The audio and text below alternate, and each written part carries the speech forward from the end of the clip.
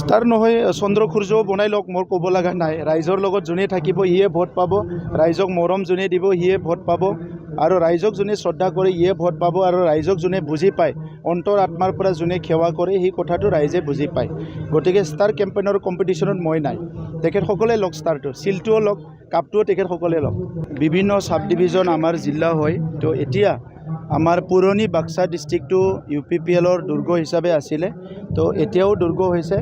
আগতকৈ 2-3টা চিট বাঢ়াৰ এটা চান্স আছে।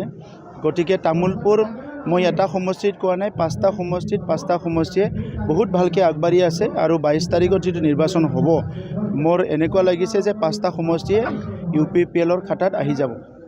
আজি বিজেপি দলে নিৰ্বাচনী প্ৰকাশ কৰিম আৰু প্ৰচাৰ কৰিম। আমাৰ ৰেডি হৈছে। মই অহাকালি 12 তাৰিখে আবেলিকৈ সেইটো প্ৰকাশ কৰাৰ কাৰণে আমি প্ৰিপাৰেশ্যন কৰি আছোঁ।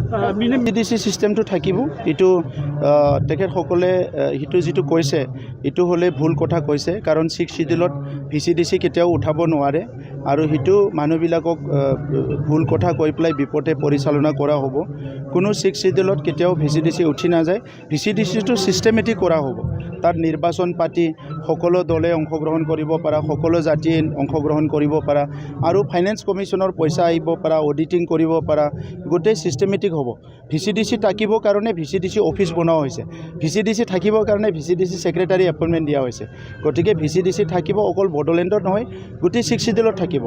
আৰু VCDCটো উঠাই দিয়াৰ কথা নহয়, VCDCটো এক্টিভ কৰিব লাগে, এইটো ফ্ৰী এণ্ড ফেয়াৰ কৰিব লাগে, ট্ৰেইনিং দিব লাগে, মানুহখিনিক ভাল কাম কৰিব লাগে। VCDCটো কোনোবা জাতিৰ বস্তু নহয়, VCDCটো কোনোবা কিবা এটা জনগোষ্ঠীৰ বিষয় নহয়। VCDCত চব জাতি জনগোষ্ঠী চব থাকিব। এইটো পঞ্চায়তী ৰাজটো যেনেকৈ গ্ৰাছৰুট ডেভেলপমেণ্টৰ কাৰণে কৰা কাম। নিৰ্বাচন হ'ব, আপোনালোকে নিৰ্বাচন পাতি 125তম যিটো সংবিধান সংশোধনীৰ এটা প্ৰক্ৰিয়া চলি আছে, এই সংবিধানৰ সংশোধনীটো হৈ যোৱাৰ লগে লগে VCDCত নিৰ্বাচন হ'ব। কালি মুখ্যমন্ত্ৰীগৰাকী হ'ব পাৰে 10 কোটি তেখেতসকলৰ আছে মেম্বাৰশ্বিপ, আমাৰতো 6 লাখ 7 লাখে আছে। গতিকে এই ক্ষেত্ৰত তেখেতে ক'ব পাৰে। এতিয়া চাওক, পৃথিৱীত কোনো এটা জীৱ জন্তুৰে ইয়াত মানে প্ৰয়োজন নাই এনেকুৱা নহয়, চবৰো প্ৰয়োজন আছে। নিগনিটোতো প্ৰভু গণেশৰ বাহন না, তো আমি যদি প্ৰভু গণেশৰ বাহন হ'ব পাৰোঁ, এইটো কিবা বেয়া কথা হ'ব নেকি?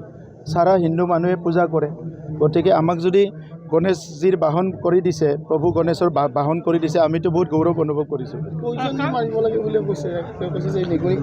তেতিয়া প্ৰভুৱে ক'ত ঘূৰি উঠিব?